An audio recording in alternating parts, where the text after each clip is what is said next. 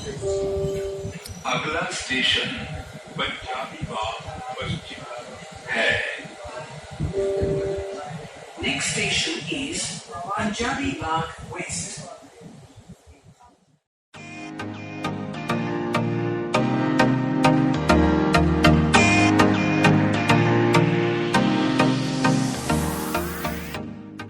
नमस्कार, स्वागत है।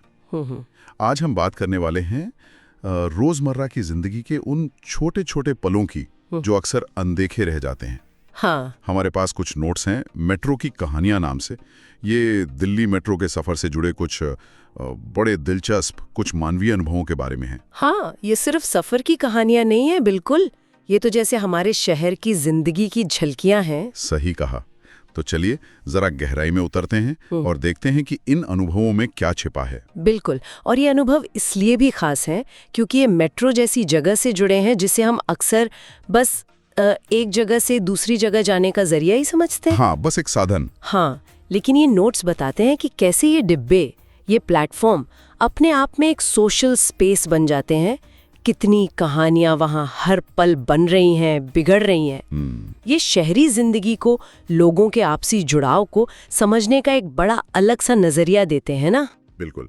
और हमारा मकसद भी यही है कि इन कहानियों से जो फीलिंग्स, जो आइडियाज़ उभरते हैं उनको समझें, देखें कि ये छोटे छोटे पल, ये मेट्रो के अनुभव हमें अपने बारे में, अपने शहर के बारे में क्या सोचने पर मजबूर करते हैं। तो कहाँ से शुरू करें? सबसे पहले कुछ हल्के फुल्के पलों की बात करते हैं। इन नोट्स में कुछ मजेदार किस्से हैं। हाँ, क्यों नहीं। एक वाकया है एक छोटी बच्ची का। वो अचानक ही भरी मेट्रो में गाना गाने लगती है। सोचिए जरा, सब अपनी धुन में और एक बच्चे की आवाज। अरे वाह। और दिलचस्प बात क्या है पता है? नोट्स कहते हैं कि पूरा कोच, मतलब जितने भी अजनबी लोग वहां थे, सब उसके साथ ताली बजाने लगे। सच में कमाल है। हाँ, ये चीज अपने आप में कितनी कुछ कहती है। एक तो ये कि शहर की भागदौड़, वो अजनबीपन जो होता है, उसके बीच भी खुशी के ऐसे पल अपने आप बन सकते हैं। सही। और दूसरा ये भी कि कैसे एक पब्लिक स्पेस जहां लोग अक्सर एक दूसरे से नजरें चुराते हैं, वो अचानक एक छोटी सी टेम्पररी कम्युनिटी जैसा बन गया। उस बच्ची ने या उन ताली बजाने वालों ने एक दूसरे को जाना नहीं, पर उस एक पल में सब एक हो गए, एक साझा अनुभव। ये वाकई बहुत दिलचस्प है, कैसे एक छोटी सी चीज माहौल बदल देती है। अच्छा, ऐसा ही एक और जिक्र है। एक अंकल थे, वो अपने पुराने रेडियो पर दोस्तों के साथ गाने सुन रहे थे। हाँ, मैंने भी पढ़ा वो। और वो भी कब? शाम के रश आवर में, मतलब जब पैर रखने की जगह नहीं होती। वही तो, भीड़, धक्का मुक्की, शोर, और उसी बीच एक कोने में ये अपनी ही धुन में, है ना, छोटा सा कॉन्सर्ट चल रहा था जैसे। बिल्कुल। और यहाँ सोचने वाली बात ये है कि ये सिर्फ मतलब पर्सनल एंटरटेनमेंट नहीं है। ये दिखाता है कि लोग कैसे पब्लिक स्पेस को भी अपना बना लेते हैं। वो रेडियो शायद सिर्फ गाने नहीं थे, शायद वो उस भीड़ में, उस इम्पर्सनल माहौल में अपने दोस्तों से जुड़े रहने का एक तरीका था। हाँ, हो सकता है। और ये इस बात का भी सबूत है कि मेट्रो सिर्फ एक ट्रांसपोर्ट का साधन नहीं है। ये एक तरह का, क्या कहते हैं, चलता फिरता पब्लिक स्क्वायर है, जहाँ जिंदगी के छोटे छोटे सीन अपने आप चलते रहते हैं। चलता फिरता पब्लिक स्क्वायर, वाह, ये अच्छा कहा। हाँ, ये वो पहलू है मेट्रो का जो नियमों और अनाउंसमेंट से परे है। उसका मानवीय, उसका जिंदा दिल रूप। बिल्कुल। लेकिन जैसा आपने कहा, ये स्क्वायर सिर्फ हंसी खुशी का ही नहीं है। इन नोट्स में कुछ ऐसे पल भी हैं जो दिल को छू जाते हैं, जो इंसानी भावनाओं की गहराई दिखाते हैं। एक कहानी है एक महिला की जो मेट्रो में चुपचाप अपने आंसू पोंछ रही थी, शायद किसी से छुपाकर। हाँ। और फिर जो हुआ वो इंसानियत की एक बहुत ही खामोश पर बहुत ताकतवर मिसाल है। क्या हुआ? नोट्स बताते हैं कि पास में बैठी एक और लड़की ने, वो भी अजनबी, उसने ये देखा। उसने कुछ कहा नहीं, कुछ पूछा नहीं, बस धीरे से अपना हाथ उस रोती हुई महिला के हाथ पर रख दिया और अपना दुपट्टा उसे दे दिया। ये जो बिना शब्दों का कनेक्शन होता है ना, ये अनकही हमदर्दी, ये कभी कभी बड़ी बड़ी बातों से ज्यादा असर करती है। सही कहा। ये दिखाता है कि अजनबियों के बीच भी, उस भीड़ में भी करुणा, देखभाल, ये सब मुमकिन है। जरूरी नहीं कि हम हमेशा कुछ बोले ही, कभी कभी सिर्फ वहां होना, एक छोटा सा जेस्चर ही काफी होता है। ये बहुत मार्मिक है और ये याद दिलाता है कि हर चेहरे के पीछे न जाने क्या कहानी चल रही होती है। बिल्कुल। ऐसा ही एक और जिक्र है, वो भी बड़ा टचिंग है। एक बुजुर्ग अंकल थे, वो अपनी पत्नी की तस्वीर देख रहे थे और मुस्कुरा रहे थे। अच्छा। हाँ, तो किसी ने हिम्मत करके पूछ लिया।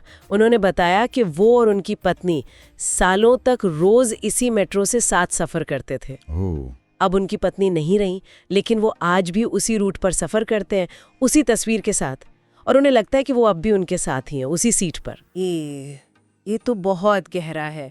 ये दिखाता है कि जगहों का मतलब हमारे लिए सिर्फ वो मैप पर एक पॉइंट नहीं होता, उनसे जुड़ी यादें होती हैं, एहसास होते हैं। सही।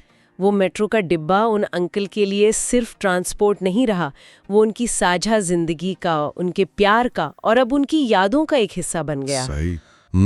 पब्लिक स्पेस भी हमारी निजी कहानियों को सहेजते हैं, हमारे दुख, हमारी खुशियाँ। हम जिन जगहों से रोज गुजरते हैं, वो न जाने कितनी ऐसी अनकही कहानियों की गवाह होती होंगी। हाँ, और ये अनुभव ये भी दिखाते हैं कि मेट्रो जैसी जगहें कितनी मल्टी लेयर्ड होती हैं। एक तरफ वो भीड़, भागम भाग, हाँ, और दूसरी तरफ ये इतने गहरे, इतने पर्सनल पल सब एक साथ चल रहा होता है। बिल्कुल। अच्छा, अब उन अनुभवों की बात करें जो शायद ज्यादातर लोगों के लिए मेट्रो का मतलब ही बन गए हैं। वो सुबह शाम वाली भीड़, रश आवर। हाँ, वो तो है ही। वो अनुभव तो शायद ही कोई दिल्ली मेट्रो वाला भूला हो, जब लगता है दरवाजा बंद कैसे होगा। सही। एक तरह का ऑर्गेनाइज्ड केओस होता है वो। सब अपनी मंजिल पर पहुंचना चाहते हैं, और नोट्स में भी है कि इस भीड़ में कितनी छोटी छोटी चीजें होती रहती हैं। हाँ, जैसे किसी का फोन गिर गया, कोई गलत ट्रेन में चढ़ गया, किसी का स्टेशन निकल गया, दो लोग एक सीट के लिए बहस कर रहे हैं। ये छोटी छोटी परेशानियां भी अपने आप में एक कॉमन एक्सपीरियंस बन जाती हैं। हाँ, ये बात तो है। उस वक्त सब एक ही नाव में सवार होते हैं। हाँ, अनजाने में ही सही, पर वो भीड़ जोड़ भी देती है। और दिलचस्प बात ये कि इसी भीड़, इसी धक्का मुक्की में कभी कभी अच्छे कनेक्शंस भी बन जाते हैं। अच्छा। हाँ, नोट्स बताते हैं कि कैसे कभी धक्का लगने पर सॉरी से शुरू हुई बात थोड़ी लंबी खींच गई, या कैसे रोज एक ही टाइम पर मिलने वाले लोग अजनबी होते हुए भी एक दूसरे के लिए सीट रोक लेते हैं या बस एक स्माइल पास कर देते हैं। ये दिखाता है कि उस भीड़ के नीचे भी एक सोशल डायनामिक काम कर रहा होता है। बिल्कुल। और यहीं पे मेट्रो का वो पहलू सामने आता है जो उसे शहर का एक जीता जागता छोटा रूप, एक माइक्रोकॉज़म बनाता है। हाँ, ये शब्द आपने पहले भी इस्तेमाल किया था, माइक्रोकॉज़म। हाँ, क्योंकि सोचिए, उस एक डिब्बे में आपको कौन नहीं मिलेगा। स्टूडेंट्स, नौकरी वाले, व्यापारी, मजदूर, टूरिस्ट, बुजुर्ग, जवान, समाज का हर हिस्सा। सही। अलग अलग भाषाएं, अलग पहनावे, अलग मंजिलें, पर कुछ देर के लिए सब एक ही जगह, एक ही सफर में। ये डाइवर्सिटी और ये प्रॉक्सिमिटी, मतलब इतनी नज़दीकी, ये शायद शहर में कहीं और इतनी आसानी से नहीं मिलती। बिल्कुल। ये एक ऐसी जगह है जहाँ शहर खुद से मिलता है शायद। हाँ, कह सकते हैं।